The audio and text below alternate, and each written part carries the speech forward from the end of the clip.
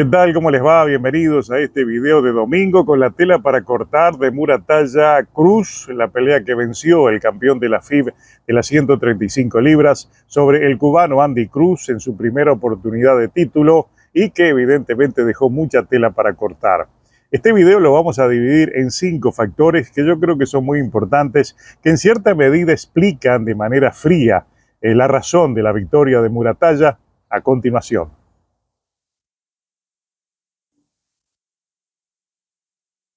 El primer factor que queríamos mencionar es uno relacionado con las declaraciones que realizó Raymond Muratalla al finalizar la pelea. Dijo que no le sintió la mano a su rival, también dijo que él es muy pequeño. Esto es nuevo, no lo había dicho antes. Él entendió que es pequeño para las 135 libras, para el peso ligero, y al mismo tiempo le aconsejó bajar a 130 libras, donde se podría destacar. Yo creo que está equivocado, pero definitivamente soltó cosas que quizás tenía guardadas, una suerte de exorcismo, una pelea que la tuvo muy complicada, que la ganó con dificultades fundamentalmente por un plan acertado de su esquina, pero en absoluto es correcto que diga que no le sintió la mano. Basta ver el rostro de Raymond Muratalla, los golpes duros, los golpes de poder, los pocos que lanzó de manera correcta, debió aumentar ese volumen de golpes de poder, fue uno de los fallos que tuvo Andy Cruz, pero los golpes que le conectó realmente los sintió y le lastimó el rostro. De ahí entonces a que no nos puede decir que no le sintió la mano, realmente sí le sintió la mano. Y al mismo tiempo eso de regresar a 130 libras, lo vamos a ver en otro de los factores, pero creo que sería un error de parte de Andy Cruz, creo que debe mantenerse en 135 libras. No obstante, lo que dice Raymond Muratalla de que no le sintió la mano, basta ver las imágenes del rostro del propio Muratalla para entender que sí le sintió la mano y tiene buen poder en la pegada del boxeador cubano.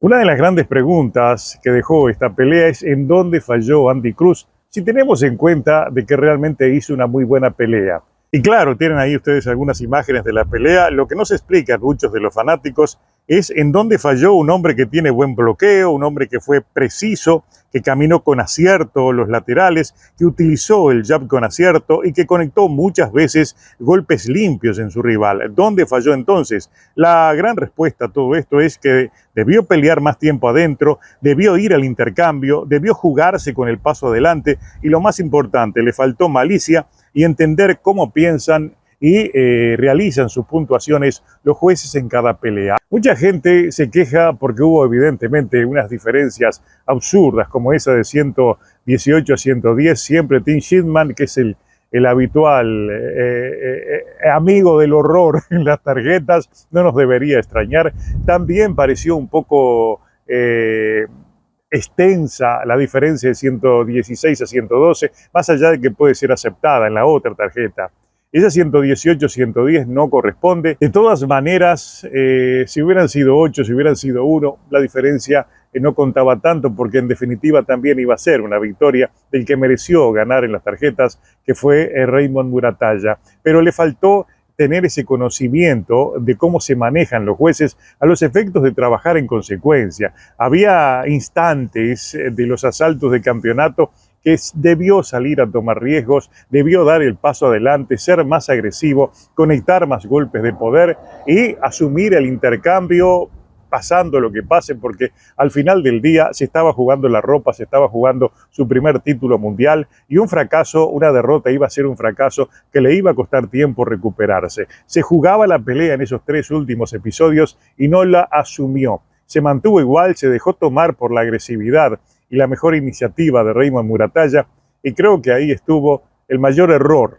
en un Andy Cruz que quizás era cierto lo que decíamos en los videos anteriores, que todavía estaba verde para ir a una pelea de este tipo, y al mismo tiempo esto comprueba los errores que se dan con estos boxeadores cubanos que llegan del amateurismo e inmediatamente quieren hacer los campeones mundiales sin pasar la lógica transición hasta que se adapten a este tipo de boxeo. Ese es uno de los puntos más importantes y creo que allí radica el mayor error, quizás lo que explica la derrota de Andy Cruz. Otro factor que quizás sea el más importante es la diferencia de calidad en las esquinas. Robert García realmente le dio una cátedra a Bowsie Ennis que necesariamente dejó en claro que hay que admitir que está sobrevalorado como entrenador. A Ennis no le vi ninguna orientación, manejo de plano similar, aunque hay que decirlo, él no habla español ni Andy Cruz habla inglés. Por ahí puede ser uno de los factores. Le vimos poco trabajo en la esquina, excepto animarlo. Cuando tenía que hacer ajustes, simplemente trataba de transmitirle a Andy Cruz aquello de que era su momento, que pensara en su familia, que se la jugara todo, pero no había indicaciones específicas, no había indicaciones técnicas, no había cambios de estrategia. Demostró que está muy lejos de lo que necesita un aspirante a campeón en la esquina, Bowsie Ennis, al contrario de un Robert García que planificó a la perfección esta pelea, que le ordenó ser agresivo, pero desde una agresividad controlada a su pupilo, que permanentemente tuvo la iniciativa, le dijo, golpea, 3, 4 y sale, golpea y sale. Es decir, no era el tema ganar por nocaut. Desde un primer momento, la estrategia, el plan de Robert García no era salir a tratar de matar, sino de ir matando asalto por asalto. Incluso en los últimos segundos de cada episodio se notaba claramente que la orden era apurar, acelerar en esos instantes para llevarse la pelea ante un hombre que se sabía cuando le ponen demasiada presión. Él dijo que todos los boxeadores cubanos cuando les ponen presión se les vuelve incómoda la pelea. Si lo dijo por Andy Cruz realmente tenía razón. Se le volvió incómoda la pelea por esa agresión constante. Se preocupó demasiado en la defensa, en salir por laterales, de ir colocando golpes que en el amateurismo dan resultados, brindan créditos, como aquellos de golpear y salir, ser esporádicos en los golpes perfectos, pero ante la falta de volumen, el que sí tenía volumen, más allá de que no tuviera el mismo nivel de acierto, fue precisamente el hombre que trabajó para la lectura en las tarjetas de los jueces y le fue bien. ¿Por qué le fue bien? Porque Robert García estableció un plan perfecto para ganar en esta pelea y con un pupilo que quizás sea inferior boxísticamente. Muratalla técnicamente es inferior a Andy Cruz, hizo el trabajo correcto desde lo estratégico y lo demás lo compensó con experiencia y con la diferencia que hizo la esquina. Robert García es mejor que Bowsie Ennis.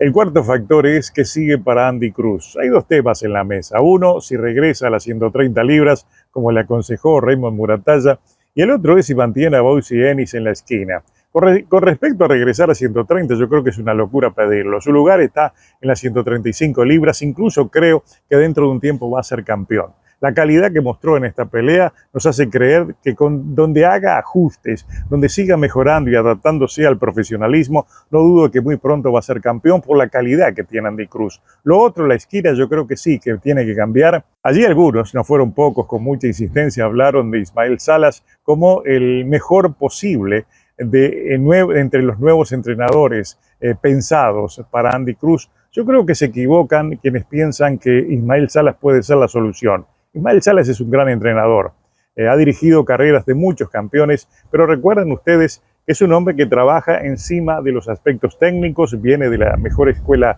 cubana y por ese lado no hay nada que cambiar en Andy Cruz. Por el contrario, él ya tiene muy asentados sus principios técnicos, realmente es un verdadero esgrimista de mucha calidad y donde debe mejorar es en aspectos agresivos, en aspectos ofensivos y fundamentalmente cambiar la zona en la cual transita su mejor boxeo, que es por detrás de la línea de golpeo. Yo creo que tienen que trabajar delante, es decir, aquellos momentos en los que se hace necesario ir al intercambio, ir a pelear adentro de la guardia de su rival. Y un entrenador como Ismael Salas no creo que sea la solución para conseguir eso, para agregar eso a lo que tiene ya de bueno Andy Cruz. Pienso en un entrenador de características similares, por ejemplo, a las de Manny Robles, que le gusta trabajar con hombres agresivos y los que no son, él trabaja y mejora mucho en ese aspecto, en la parte ofensiva. Por ahí quizás con un entrenador de esas características, más lo que ya trae de escuela, del amateurismo, Andy Cruz, podríamos considerar que mejoraría en mucho y caminaría con otro tipo de seguridad hacia una segunda oportunidad de título. El quinto punto es que sigue para Raymond Muratalla. había una duda previa a esta pelea si después de la misma él iba a subir a 140 libras. Creo que no lo hará, creo que se va a mantener en 135 por lo que se supo allí.